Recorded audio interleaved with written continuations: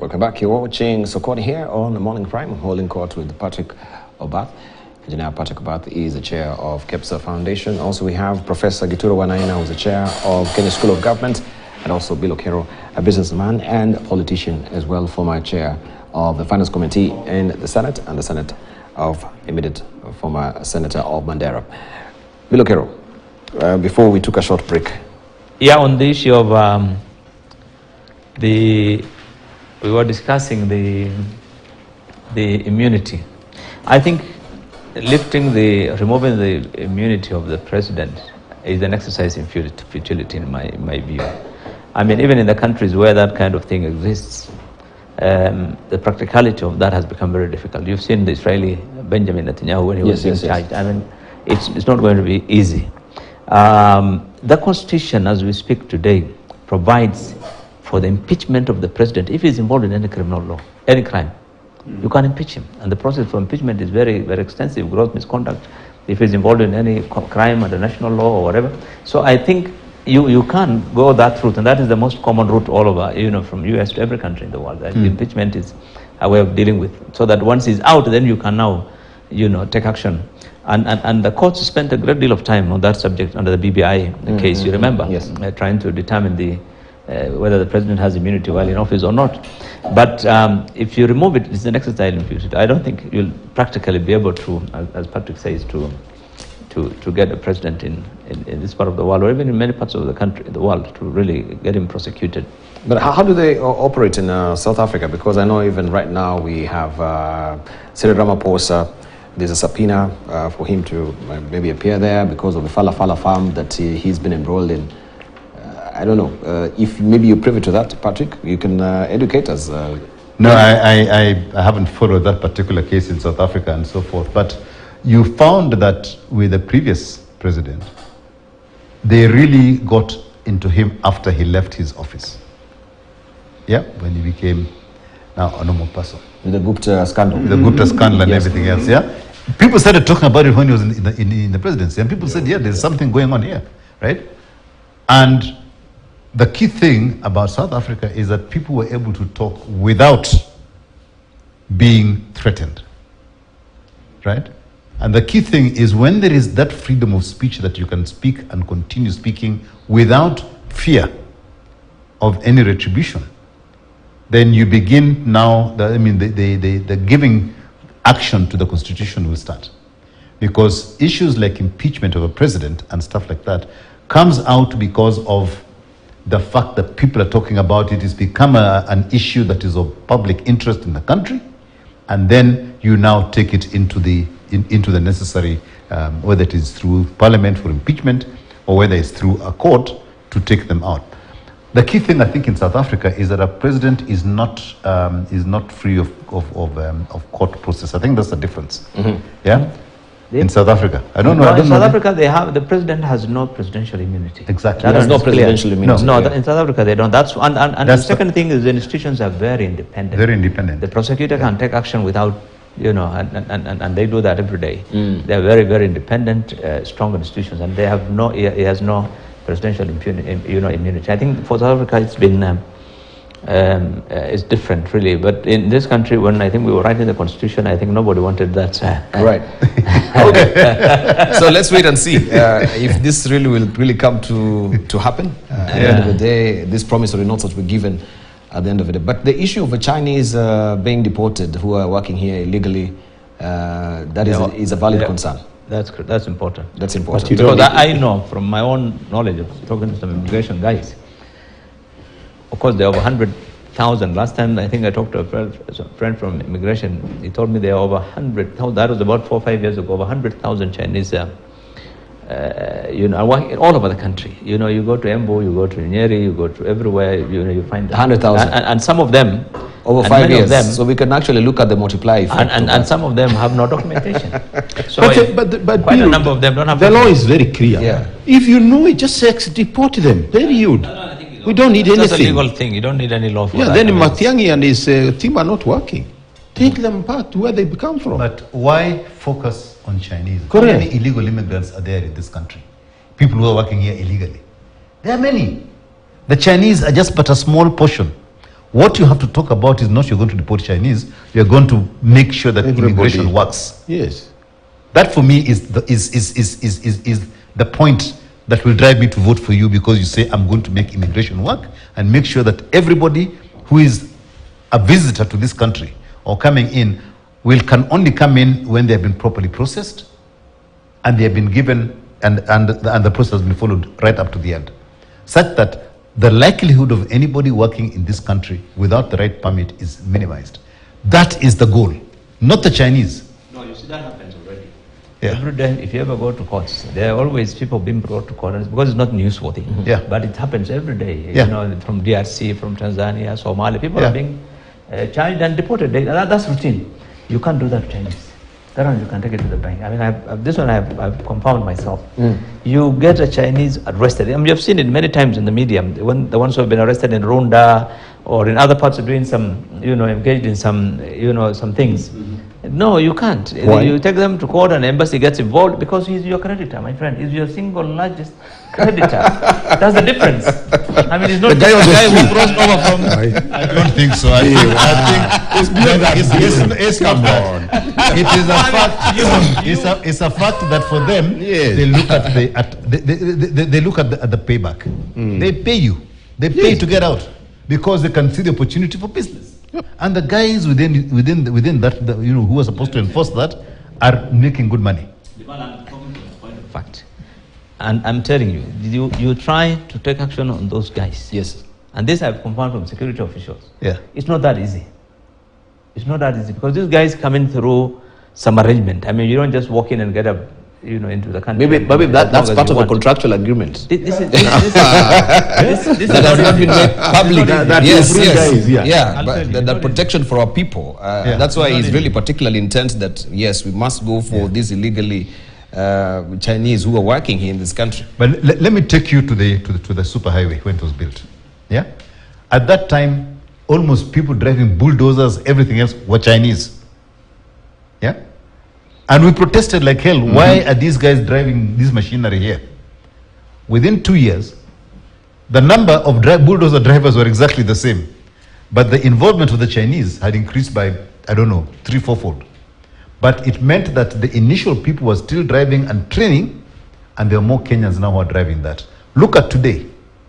How many of those expensive high-tech machines and everything else, even in the building of the expressway, most of them were Kenyans.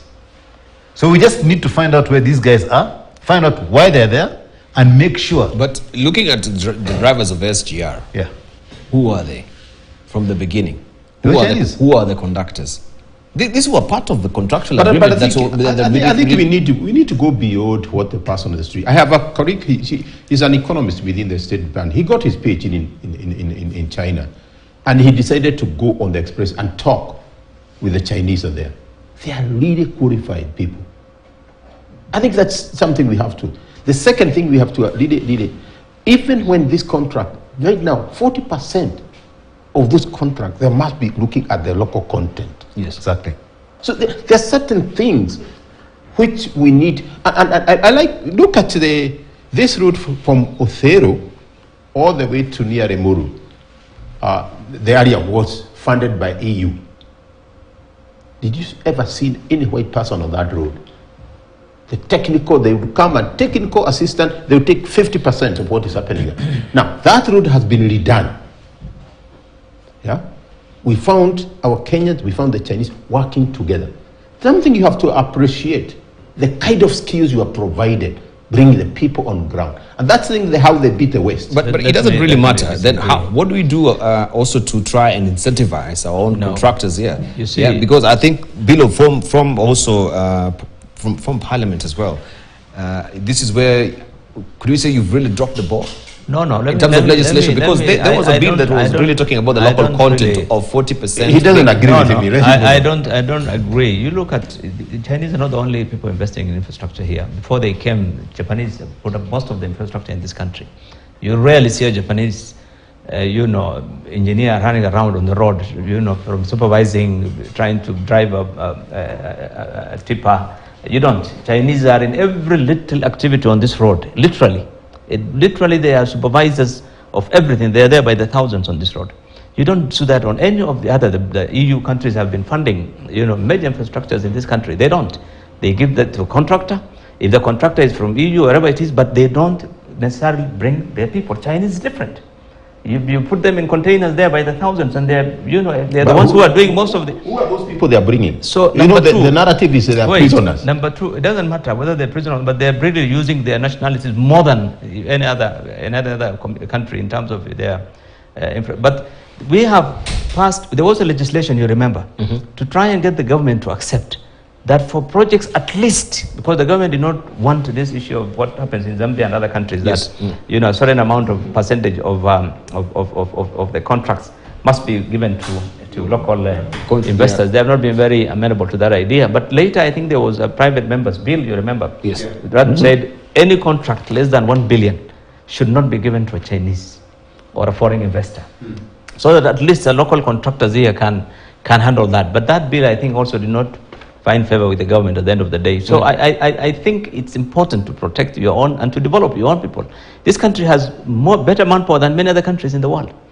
And so to try and, bring every kind of person because you have given them a contract.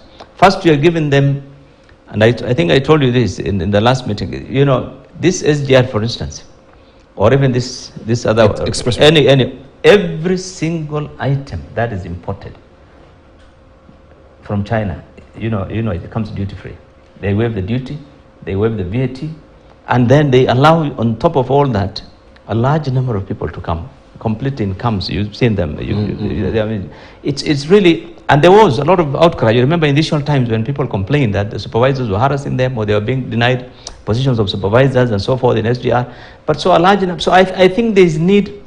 Everybody appreciates the training, but I think there is need to also really prioritize your own people. We have today in this country thousands of engineers, very qualified, who are without jobs. And then you bring, people to come and supervise, small road construction in Nyeri. You see a Chinese on the road. I mean, it doesn't make sense. I think I agree with you, but what happened? Let me just take the example of the SGR. When it started off, it was going to be 100% Chinese. And as a private sector, we went and sat down and said, we cannot, we must get local content to this. We started with cement. And cement, there was like a small quality thing somewhere, which they said there's this quality that needs to be there. And the cement manufacturer said, no, give us just about 2-3 months. We'll be able to import the kit and do it. And they did. And they went through that. The next element was steel. Now steel became, that was where there was a lot of knocking of heads. Because for steel investment to get to that kind of level, our people here could not get that level of investment and get the payback with only the SGR. They needed more than that because of the quality of steel. So there we said the main track and the items on the main track, yes, we agree. You bring in Chinese steel. Right. But anything else, all the construction steel, everything else has to be local. So we negotiated and negotiated and negotiated, and eventually we got up to only 28% out of the possible 40. Because the rest, we couldn't invest in time locally to be able to get that expertise. But what it meant was that the next one, and this is where now we fault we fault the people who make these decisions.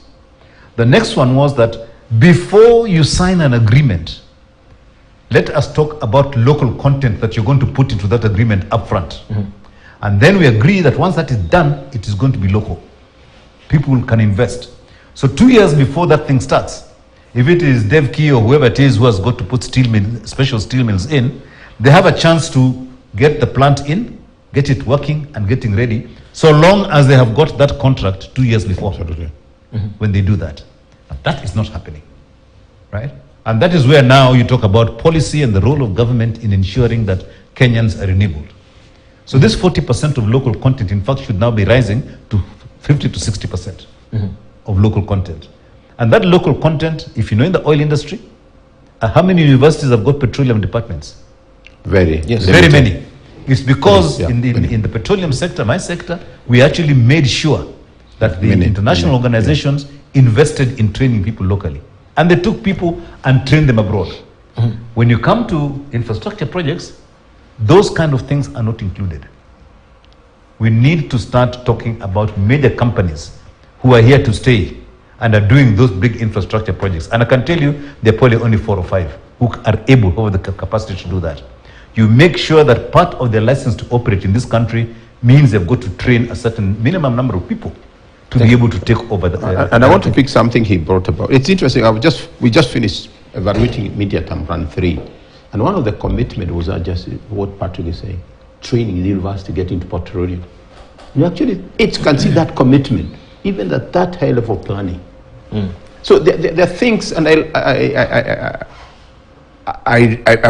didn't know that Patrick was the side for the private sector fighting the 40% content, but from the side of the vision, we actually fought for that also as well. Yeah, because there are certain things we can actually do as a country.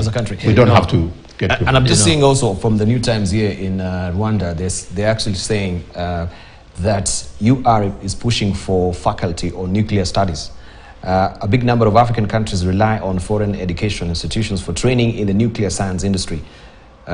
This is Rwanda just across here, just what you're talking about, Media Term Plan, but does it happen here in this country? I think we have also nuclear faculty. Do we have not a faculty? We do actually a whole institute. A whole institute, yeah. You go to the on Harithoku, the main engineering at the back, and the Kenya, I think the first director was I think Professor Kenya now in the US. Nuclear is important, but we need to be extremely careful in terms of really the downside of it.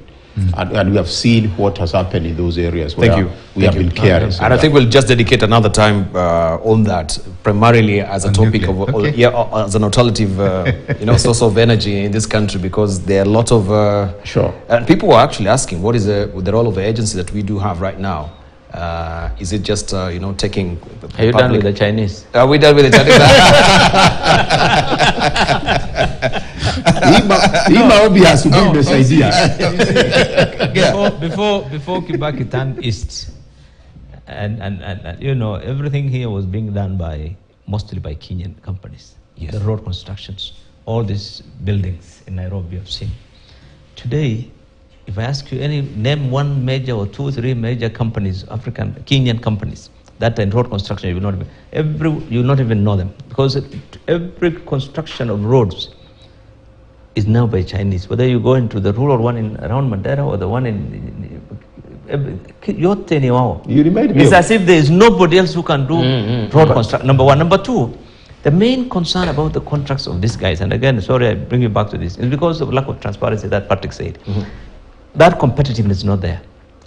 All these China road and bridge contracts, they've been given because it is government. They have what they call finance contractor, finance supplier contracts. They are the ones who give the finance, and so they're the ones who take the contracts. But otherwise, in the past, contracts were competitive. This is how we always had this country. Today, this is not there. You see a Chinese company is building an expressway. You see another one building railways. There's nothing. You remind me of Kirinyaga There's construction. No competitiveness. You remember Kirinyaga construction? Yes, where is it? It was buried by China. There isn't. They were given to do a road from Sagana to Nyeri. Hapo unaenda Kiganjo ingine. He took 5 years to do that road, and he's an MP. One of them was an MP of that area of Nyeri. How do you do? I don't know how many you do for 5 years. Kirinyaga, and then one time, one of the main presidential candidates was in charge of that ministry, and he said, "We have cowboy." Now, if you can explain those are politically correct. If you can actually, they're not necessarily the only ones who are there. I agree with you. I mean, there were many other good. Those are the ones who messed actually that sector. Delivery, efficiency, the quality of work. Is that we have not built capacity locally to be able to take on these big contracts. We had a long discussion after the Thika Superhighway was built with the local contractors and said, listen, each of you is fighting for a small part of the pie. Why can't you take the whole hog? Why don't you form a conglomerate of the local companies, which then gives you the capacity to take on a big contract? Because the way our local contractors are operating, they had all their own equipment sitting in the backyard. And if they don't have a contract, that thing is rotting away. The way the Chinese and most global companies work is I don't own any equipment. I simply provide the expertise to design and then supervise the building. but I contract all my equipment to other people. It's like he was he was like the second supervisor. I've just finished supervising a student called you. Called you. Or Liu from Called, China. she's called you. Y-O-U, like you.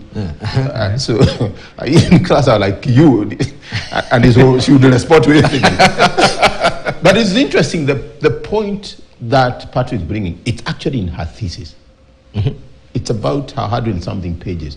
And it was actually looking at the Chinese construction versus the indigenous one. And one of the commissions is actually, and I'm saying maybe Patrick was one of the supervisors, is actually, why don't you form Margaret to deal with it? Yeah. That's it. And then, as Bill is saying that you use the Chinese everywhere, if you look at the people who are supplying them with the construction equipment, a lot of them are local companies. People wised up to that. Instead of fighting them to get the contracts for building, let us invest in equipment, right? So the Thika Superhighway was the first one. Now all these other ones, you've got guys who are providing equipment.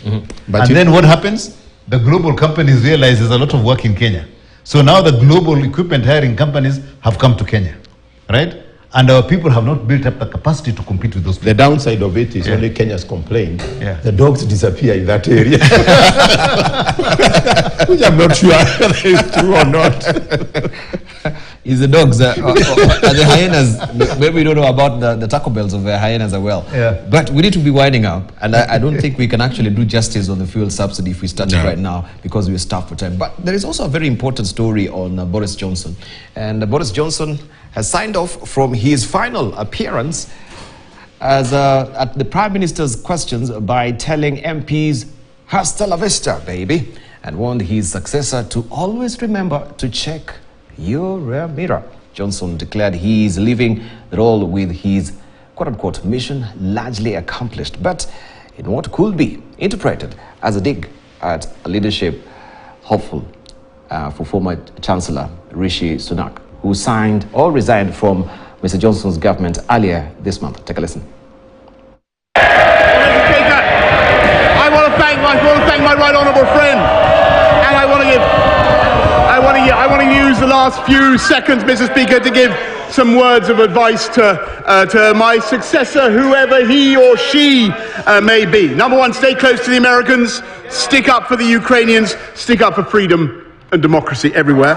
Cut taxes and deregulate wherever you can to make this the greatest place to live and invest, which it is. I love the Treasury, but remember that if we'd always listened to the Treasury, we wouldn't have built the M25 or the Channel Tunnel. Focus on the road ahead.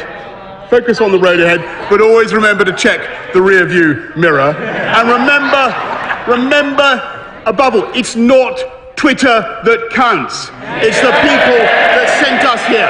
And yes, the last few years have been the greatest privilege of my life. And it's true that I helped to get the biggest Tory majority for 40 years and a huge realignment in UK politics, Mr. Speaker. We've transformed our democracy and restored our national independence, as my right honourable friend says. I've helped to get this country through a pandemic and helped save another country from barbarism. And frankly, that's enough to be going on with. Mission largely accomplished.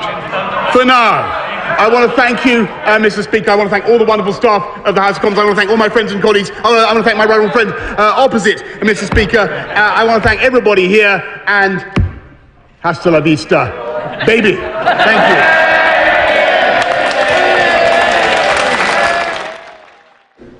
I want to thank Bilokero here. I want to thank also Gduro here. I want to thank also Engineer Patrick Obath. Hasta la vista. For you to say, give your headline thoughts. Bilokero, 30 seconds. No, I think Boris, Boris, reminds you of Trump. These are people who came in through populism. But I think I agree with him when he says he has done. The most important thing that happened in UK is the Brexit. And I think he did succeed on that. And of course, then what brought him down was the COVID thing. But his advice that they should stand up for Ukraine. I think that's what all European countries are now doing. And so I think, but I think he was very popular. But unfortunately, he's leaving when his He was probably one of the least popular prime ministers at the time of their departure. Thank you. Thank you, Bilokero. Yeah, I think it perhaps should be the opportunity for another Kenyan there, becoming the prime minister. I think there. But I think I take from him, I think I liked what he just said. Speaker for democracy. I think that's the most important thing. And that's what should resonate. He should be telling our political elite here, let's be the speakers for democracy. And use the rear mirror, not the side mirror. The side mirror, the car behind you is blurred. Use the rear mirror. All right, there's a blind spot. Right, Engineer Patrick, finally. I think behind all the bluster and boisterousness of Boris Johnson, below that, there was actually some very clear things he wanted to achieve. How he did it was pretty unconventional, but he did what he set out to do. And as Bilo said, he did his Brexit, which was his coming in. He has done a lot within the country in changing things, but he's also upheld the democratic institution by resigning, right? Despite the fact that he was resigning by kicking and crying and everything else, but he did resign. And he's going away in good faith. And that, when he says, hasta la vista, baby, that means he's not gone yet. Like Trump. Thank you. Unlike Trump. Thank you, gentlemen. I really appreciate that very cordial discussion we've had this morning. Very insightful. Thank you for, of course, your company and your insights. Always a treat having you guys. Thank you also for your valid company. Hasta la vista.